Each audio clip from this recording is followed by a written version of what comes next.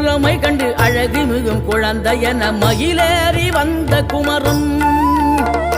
ஆதிசிவன் பிள்ளையன ஆனைமுகன் தம்பியன ஞான பழமான முதல்வன்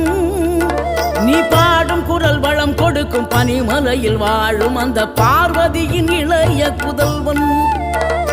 தேனெடுத்து திணை வளர்க்கும் சிறு குருத்தி வள்ளியவள் சிந்தையில நின்ற மன்னவா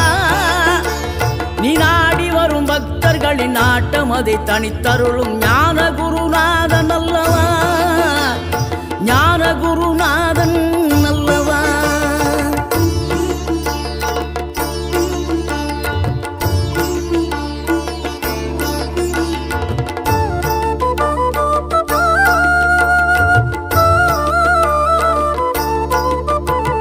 நினைக்கின்ற பொழுதெல்லாம் நிகரில்லா பக்தி ரசம் கொடுக்கின்ற